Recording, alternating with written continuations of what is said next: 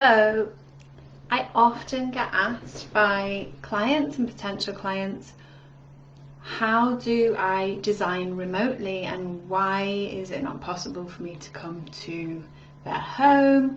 Or prior to me working remotely, clients would ask me, is it possible to make it shorter and not have you in my home for as long?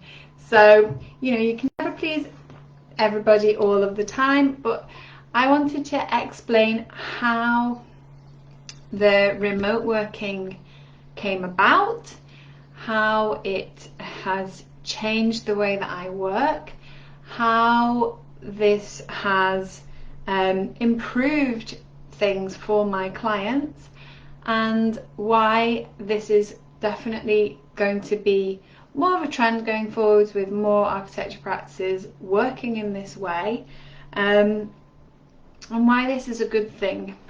So back in about 2011, maybe 2010, 2011, I did my very first remote home design workshop, and it was with a client in New York State. And I set up an iPad and I was using Skype, and this was my very first trial test of remote working, and I didn't really have the right tech set up. It didn't really work very well from my point of view. I wasn't really satisfied with the service that I gave. And although my client, seemed reasonably satisfied with the results that she got, I didn't feel like it was as good as it could be. So I scratched the idea of continuing with remote working at that time. So that's way back, about a decade ago. I tried it out and I didn't really like it. And so I focused on just delivering in-person workshops. And I tried lots of different variations, different days, different times of the day, different lengths of time. And I gradually got to the point where I realized that a 3-hour workshop was about right. But that I had lots of different processes that I went through, lots of different questioning techniques, lots of ways to understand my clients better. And so my whole aim, my whole process is to really get a deep understanding of you as my client and what it is that you need and you want from your home, how your home needs to be in order to support you in living your version of your best life.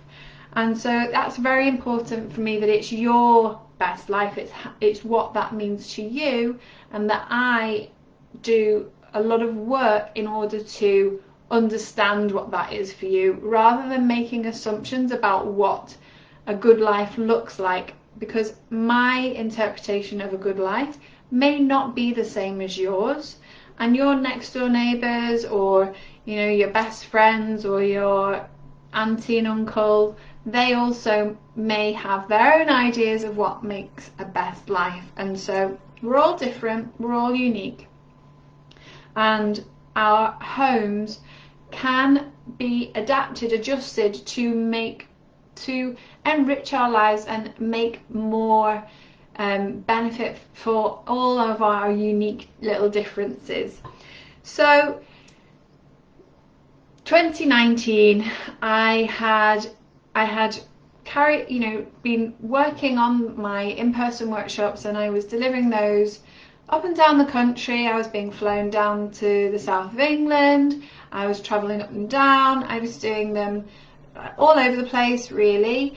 But all that traveling was, especially flying, is from an eco point of view, it's not really a very good use of my time or of the Earth's resources to travel me around when it's possible to do things remotely.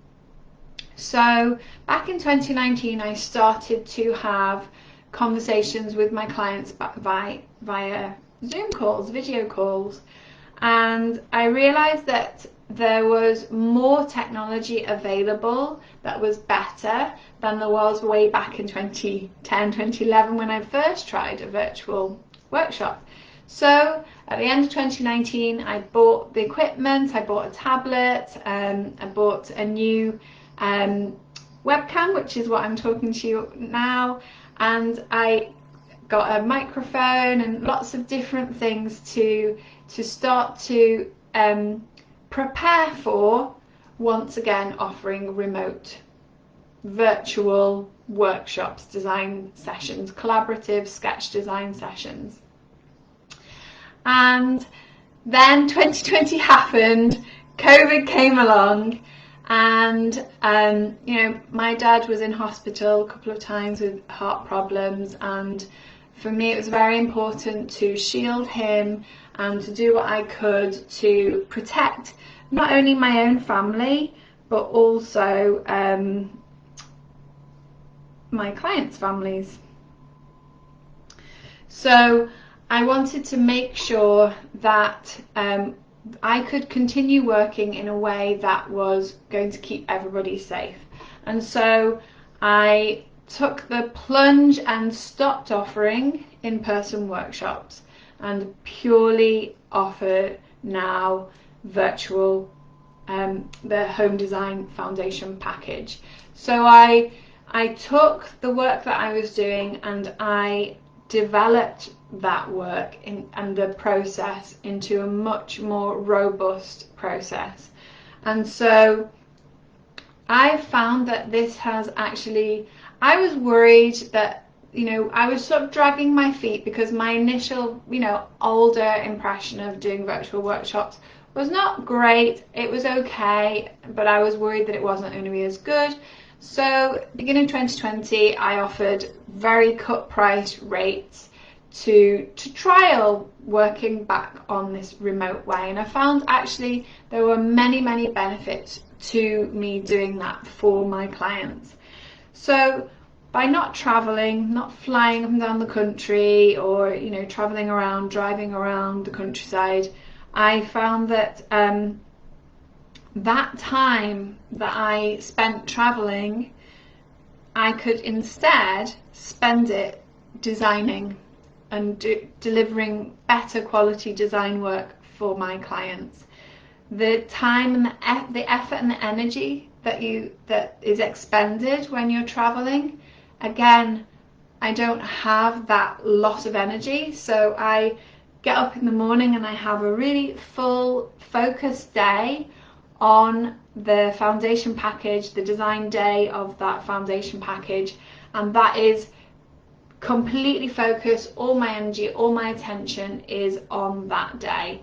And so that means that my client gets so much more from me because I'm at home, I have access to everything that I need, is all at hand.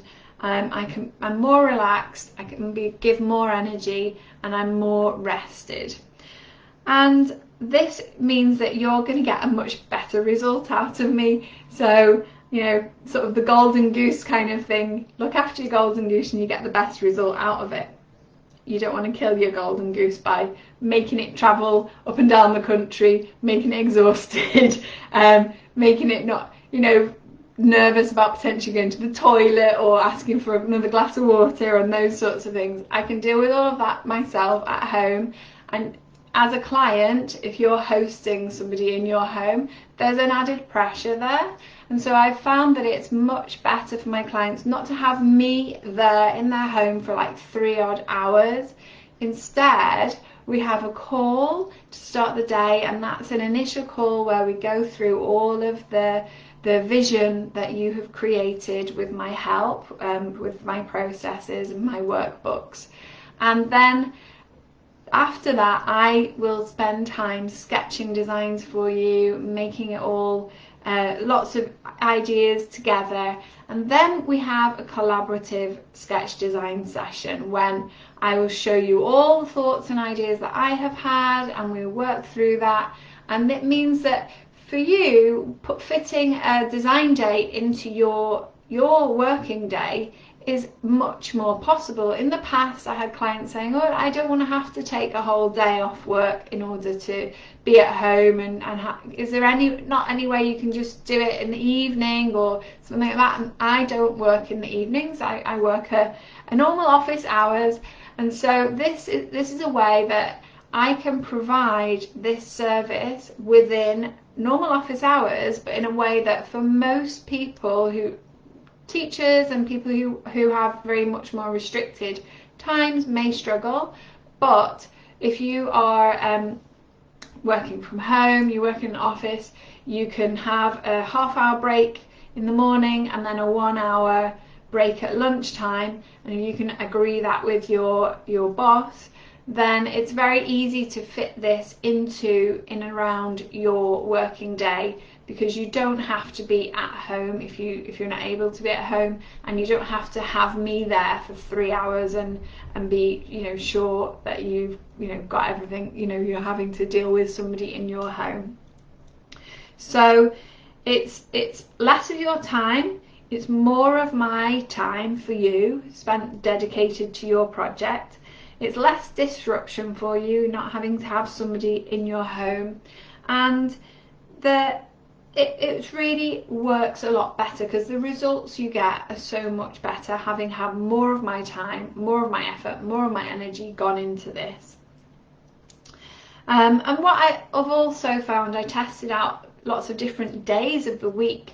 And what I found is that Tuesdays are the best day for the design day. Wednesdays are reasonably good, but the Tuesdays is the best, and that's because it's the beginning of the week. I'm fresh, I don't work at the weekend, and so on a Monday I do my admin, and on Tuesdays I focus on the design, and that means that that's my most creative point. And it also means that by the end of the Friday of that same week is when you get your full completed package. So I've got plenty of time then to make sure that I can get that to you, and it's very unusual for that not to happen. Some things happen, sometimes there are things that crop up, pandemics happen and all sorts of things can happen, but generally the design day is on a Tuesday, and then you get all your deliverables by the Friday. So it's much more eco because of not having to do all the travelling, the driving, the flying, and so it's so much better for you. And the final reason it's better is because previously I didn't have as robust a process for helping you to create your vision for your home, and now I have several workbooks, I have videos that you work through at your own pace, in your own time, and it's a way that you can actually give that your full consideration. And it's very important, in fact it's the most important part of the project, is your creation of your vision of what you need and what you want from the home. And that is what forms the basis of all the design work.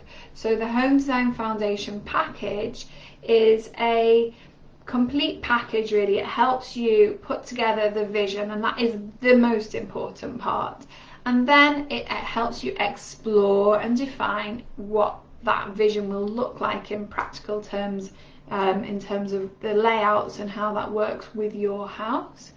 And then it helps you to actually just double check. Sometimes there might be 1 or 2 or more different options, variations that you may be quite keen on, and some of them they'll have different cost implications.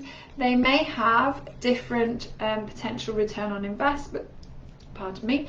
They also might have different impacts in terms of planning, structural changes, lots of different possibilities, asbestos that could be found in your home. So there are many different things that then you can use the sketch plans to double check that those designs are right for you, and then give full consideration to your vision for your home and those sketch plans, and compare them and make sure that the translation of what you need and want in terms of in a text-based vision is the same, is matched up with that spatial design. So I'd love to know, Have you created your vision for your home? Do you know exactly what it is that you want from your home? If you have been just going on Facebook groups and asking neighbours and trying to figure out what you want to do in those sorts of ways, those are really kind of a bit of a waste of your time, because you're not going to get the real information that you need, which is actually in your head and in your heart, in terms of what you really need and what you really want. And those are things that nobody else can really tell you. I couldn't say to you, you need this and you want this, because I don't know what you need and want. You need to get clear on that for yourself. And if you want my help to do that, well, first of all, the first step, you can try a taster of this process with my home design my checklist, my home design vision checklist. Design your home vision checklist. I'm getting my words mixed up.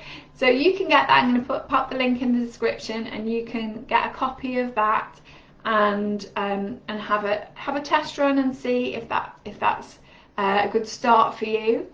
And if you want to go deeper and get my help, then we can do that too, with a home design foundation package, which includes this remote virtual online design day, which is so much better for you than the in-person version. It's much more flexible. So if you have any questions about remote working, I didn't actually sort of go into why it's possible. So for architects, we're like quite good people to have with you if your sat nav's broken down and all you've got is a map, because we're the sort of people who can read maps and can recognize, you know, where you are on the map and give directions, and that means you're less likely to get lost, because that's kind of spatial understanding of the physical reality and then that two-dimensional representation of that in a plan. A map or a plan. A map is basically just a much bigger version of a plan. That's all it is. So that's what architects can do. And as architects working, you know, junior architects working in practice often are not allowed out. They're kind of stuck in the office. They don't get to go to site, and they're just working off plans that they're given and photographs. And so architects do have this ability to be able to visualize the reality based on those two-dimensional drawings and some photographs. That's what we're trained to do, that's what we're experienced to do, and obviously it's nice to be able to see in real life, but it's not an essential thing to do. I personally have designed many projects from a distance.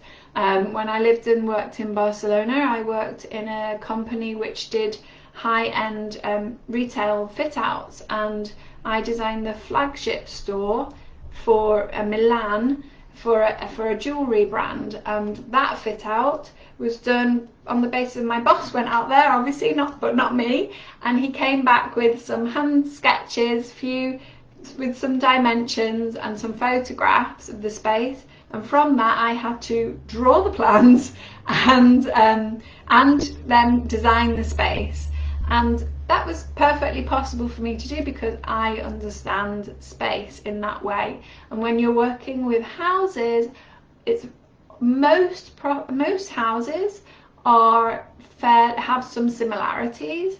It's very unusual to have a property that is completely, you know, different. You might get a one-off stone-built sort of 15th century cottage or something, or a mansion, which might then be a bit more complicated, but as long as you've got good drawings and good photographs, it's still possible to do the sketch design stage remotely, because that's the point when you're looking at these bigger picture ideas. You're not looking at the detailed design. Once you get down to detailed design, then you need to have really, really good accurate drawings and a really good understanding of the space. But when it's this concept design, it's a bigger picture, so the details are not as crucial as they are once you get further into developing a design. So that's why this virtual remote working at the early stage, as the first step in your project, is absolutely possible, and it is the quickest and best way for you to make your project get started and give you all the this sort of solid foundation, you know, on the rocks, not on the sand, for your project. So any questions, please pop them below. I'm really keen to hear what you think about remote design. It isn't for everybody, not everybody likes it, but I know from my experience that it has really helped many people, and it's really delivered much better results for my clients than previous in-person version of working with them. But I'd love to hear what you think. Bye for now. This is where I turn everything off by accident. Here we go.